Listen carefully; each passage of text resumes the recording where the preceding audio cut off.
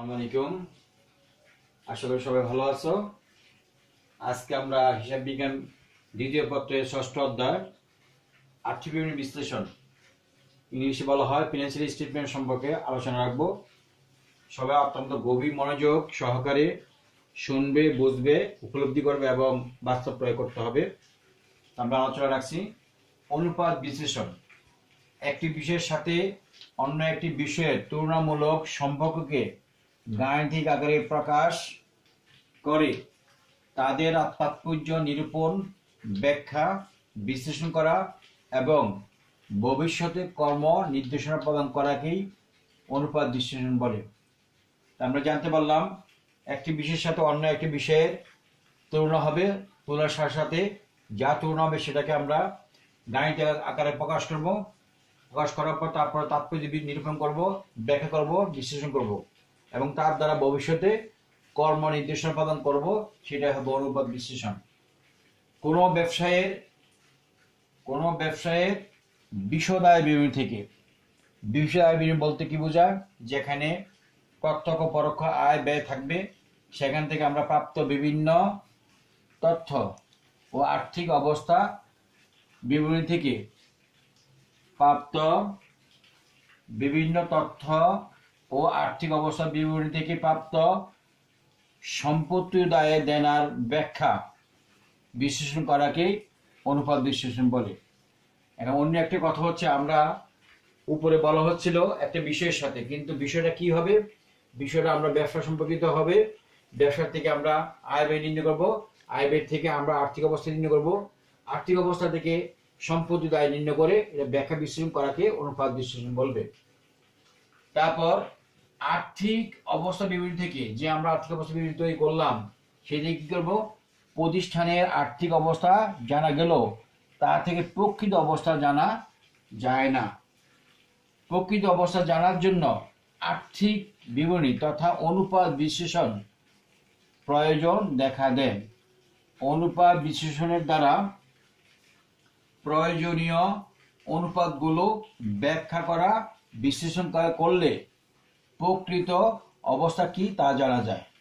মানে আমরা যে আর্থিক অবস্থা নির্ণয় করলাম, শুধু নির্ণয় করলে হবে না, সম্পত্তি কত টাকা সম্পত্তি আছে, কত টাকা দায় আছে, সেটা আমরা বিশ্লেষণ করলাম। কিন্তু তুলনামূলকভাবে গত বছর তুলনায় এই বছর সম্পত্তি বাড়লো না দায় বাড়লো, সেটা বিশ্লেষণ করার জন্য এই অনুপাত বিশ্লেষণের প্রয়োজন হয়।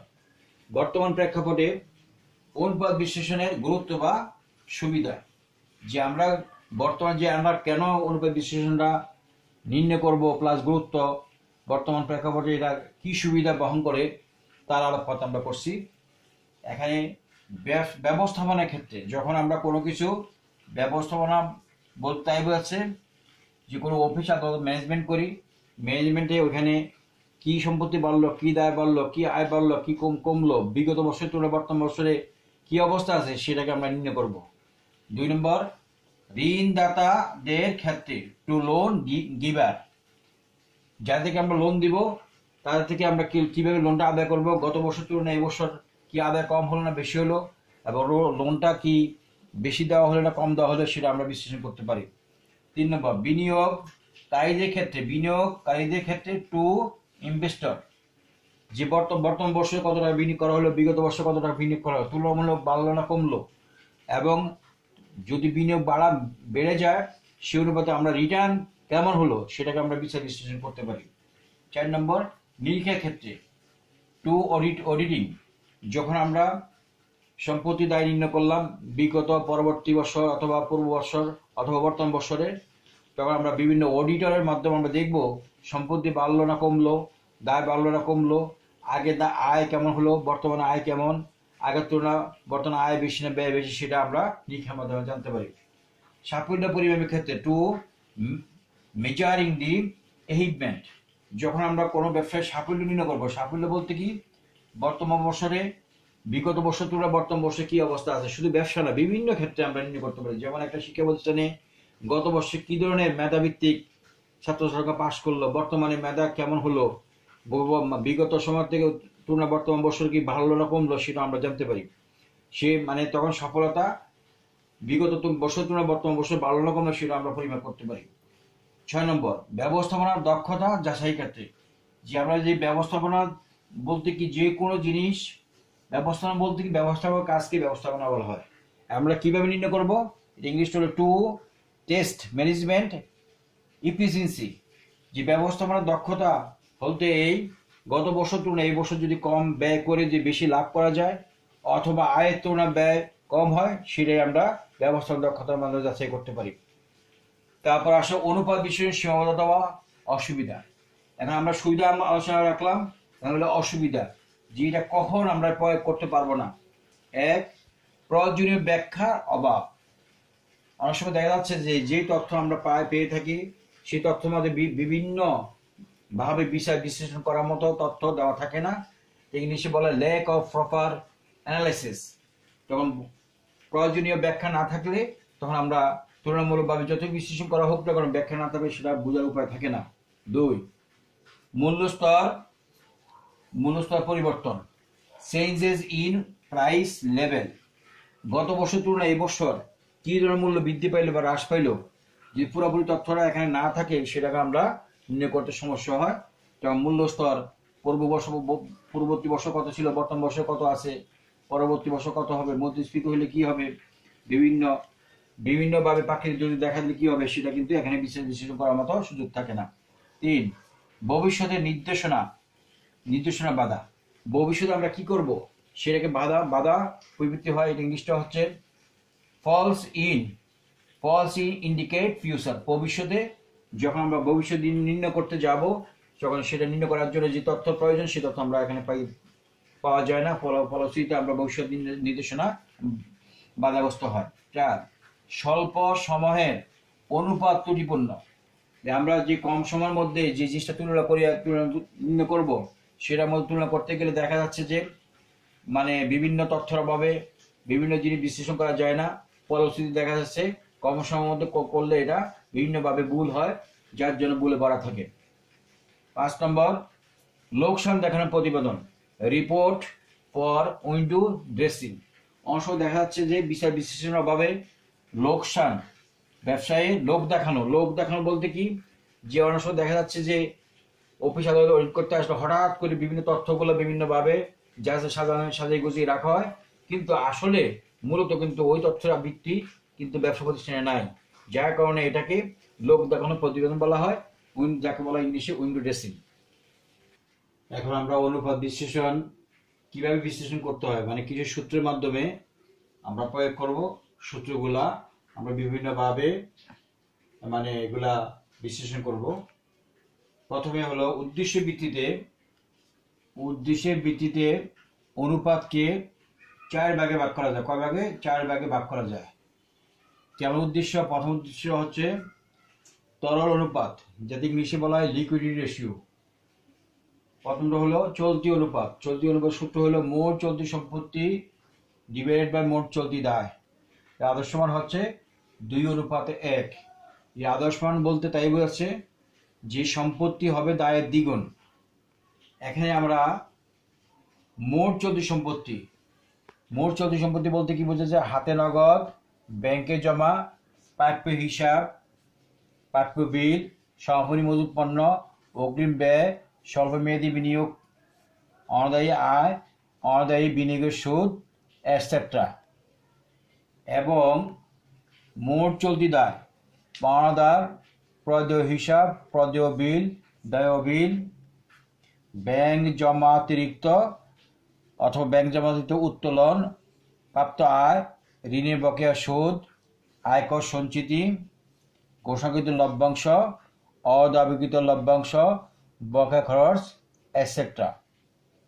তাহলে আমরা চলতি অনুপাতে বিশ্লেষণ করে আমরা জানতে পারলাম কি, মোট চলতি সম্পত্তিকে চলতি দায় দিয়ে ভাগ দিলে আমরা চলতি অনুপাত পেয়ে যাব।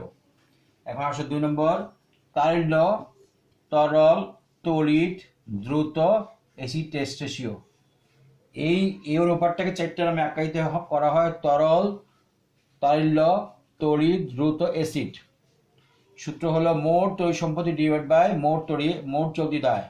এটা আদর্শ মান হচ্ছে 2:1। 1:1।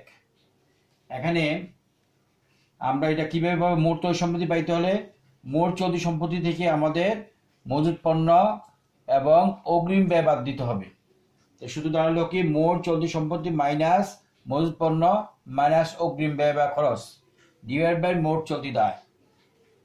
3 চলতি অথবা কার্যকরী মূলধন অনুপাত, কার্যকরী মূলধন ডিভাইড বাই মোট চলতি দায়।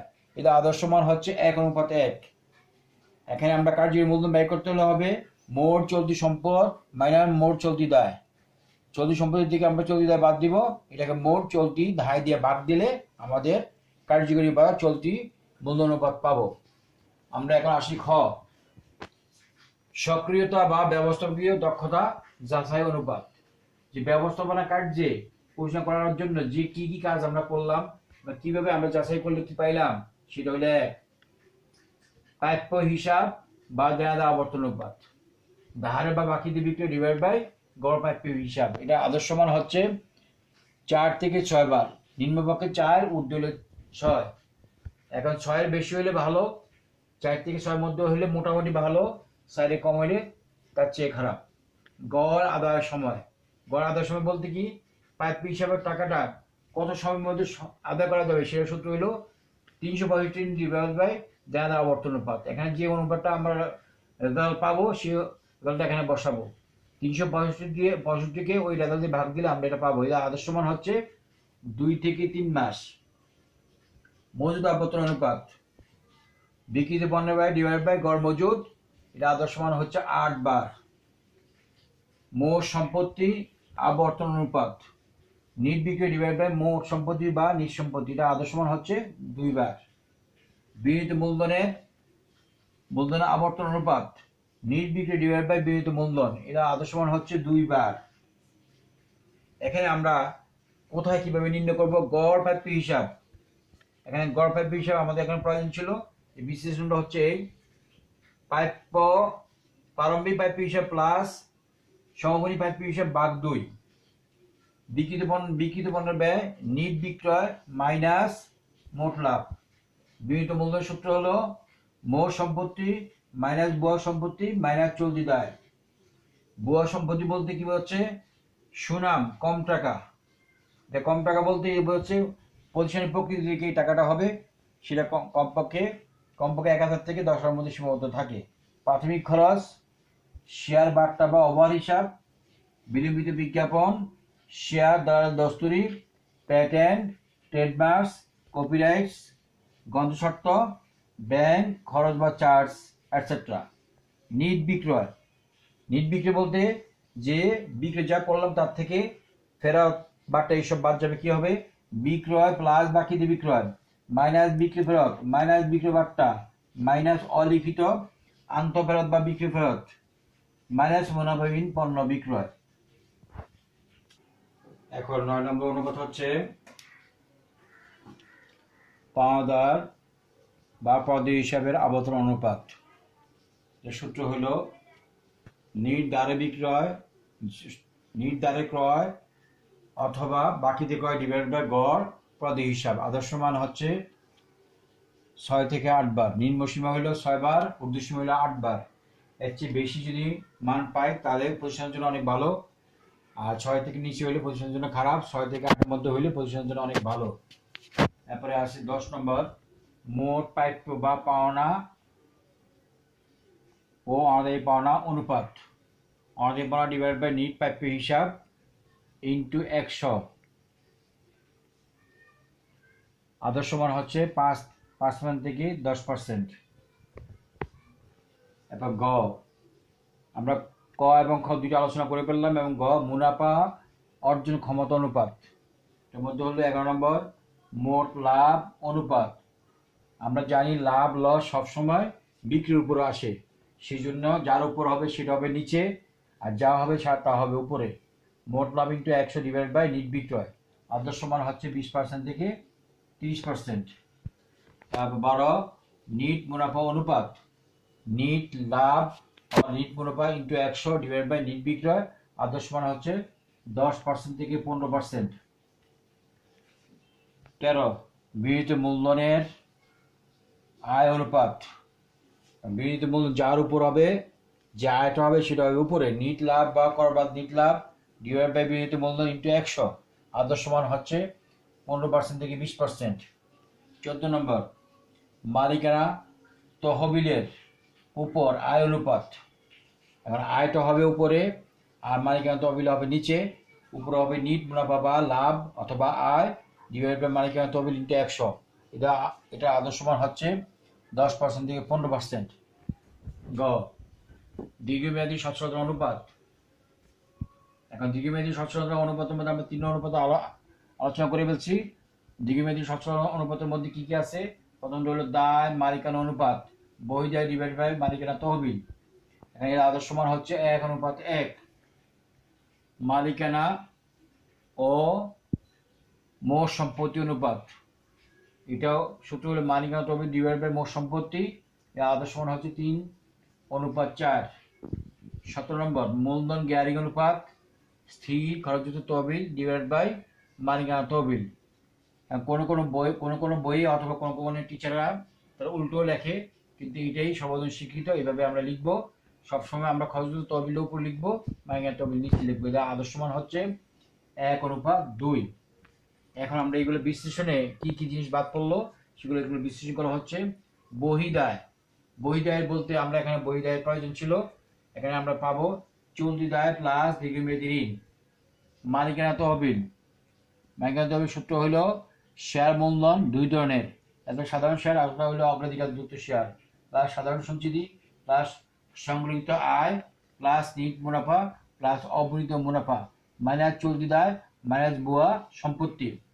এরপরে স্থির খরচযুক্ত তহবিল, ঋণপত্র 10% ঋণ 10% ব্যাংক ঋণ প্লাস অগ্রাধিকার শেয়ার।